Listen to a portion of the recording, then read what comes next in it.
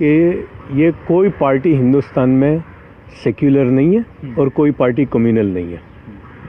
वक्त पर वो कम्युनल भी बनते हैं, सेक्युलर भी बनते हैं। तो कांग्रेस पार्टी को या ये सो कॉल्ड जो हैं इनको सेक्युलर समझना ये मुसलमानों की बहुत बड़ी बेवकूफ़ी होगी। ये कोई सेक्युलर नहीं है, ये सिर्फ मुसलमानों के वोट लेना जानते हैं। अभी आप बहुत दूर कहाँ जाते हो, बिहार के चुनाव में देख लो ना, मुस्लिम यादव MY टिकट डिस्ट्रीब्यूशन में ही देख लो कि कितने मुसलमानों के टिकट दी इन्होंने। तो मुसलमानों के साथ बेईमानी तो वहीं से शुरू हो जाती है। अभी बिहार में 243 सीट्स हैं, 19 मुसलमान आए। वो 19 में 6 तो ओवैसी का जो 5 AMIM है और बाकी एक वो BSP जो इनके अलायंस में थे।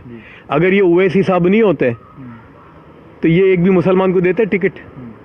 तो ये बेवकूफ़ी होगी ये समझना कि ये सेक्युलर है। और मैं उसकी मिसाल देता हूँ, गुजरात को ले लीजिए आप। मैं आपको दो स्टेट की बात करता हूँ कि हिंदुस्तान में मुसलमान जो है सबसे ज़्यादा समृद्ध इकोनॉमिकली और हर सोशल इंडिकेटर में जो है वो गुजरात में है।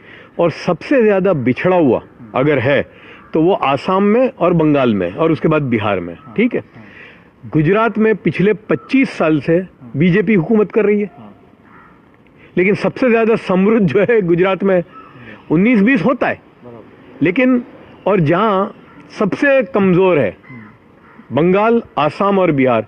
बंगाल में तो पिछले 70 साल में एक बार भी बीजेपी ने हुकूमत नहीं की है। आसाम में पहली मर्तबा 2017 में हुकूमत आई है। बिहार में नीतीश कुमार थे तो पहली बार 5 साल बीजेपी के साथ हुई है। तो ये समझना कि जहाँ बीजेपी है वहाँ मुसलमान बिछड़ा हुआ होगा और जहाँ बीजेपी नहीं है तो ये इससे अब मुसलमानों को बाहर आने की ज़रूरत है। और ओवैसी साहब जो कह रहे हैं वो बिल्कुल सही है ना, कि यानी ये कांग्रेस पार्टी और ये क्या चाहती है, बस मुसलमान 2-3 चीज़ें करें, बिरयानी पकावें और वो बस टोपी पहन के इफ्तार पार्टी करें, बस तुम्हारा काम इतना है, मुशायरे कर लो। तो ये नहीं चलेगा।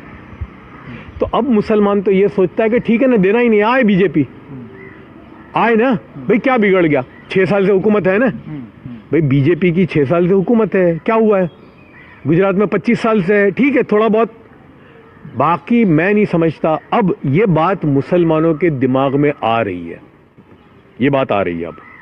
लेकिन क्या सेक्युलरिज्म वाली जो पार्टियां हैं उनसे मुस्लिम युवा और मुसलमानों का मोहभंग हो गया है, ये कहना गलत होगा? ये मोहभंग नहीं, बिल्कुल मुसलमान समझ गया है। मोहभंग नहीं, यानी मुसलमान कोई इल्यूजन में नहीं है, बिल्कुल ये कोई सेक्युलर नहीं है। ये वक्त पे और वो तो अभी राम मंदिर के टाइम पे देख लिया ना आपने इनका तमाशा।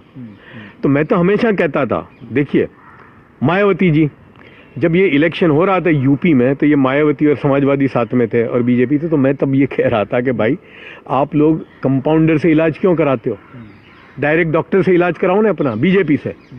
क्योंकि मायावती को वोट दे रहे हो और जाके मिलेगी किससे, बीजेपी से। इधर नीतीश कुमार को वोट देते हो सेक्युलर बन के और वो जाते हैं किसके साथ, तो फिर डायरेक्ट बीजेपी से ही बात करो ना। तो मैं तो मुसलमानों को कहता हूँ कि डायरेक्ट बीजेपी से बात करो भाई। इलेक्शन के टाइम पे हर एक को वोट चाहिए। और जैसे नोट का कोई कलर नहीं होता ना कि हिंदू की है कि मुसलमान की है, तो वोट का भी कोई कलर नहीं होता। तो इलेक्शन के टाइम पे मुसलमान बैठे हैं बीजेपी के साथ, या अपने लोकल जो है विधायक होता है या MP है भाई कि चलो हम आपको वोट देते हैं, हमारे लिए क्या है, ये हमारे इश्यूज हैं, इस पर आप क्या करोगे। तो मैं समझता हूँ अब ये नई चीज़ मुस्लिम समाज में डेवलप हो रही है। एक और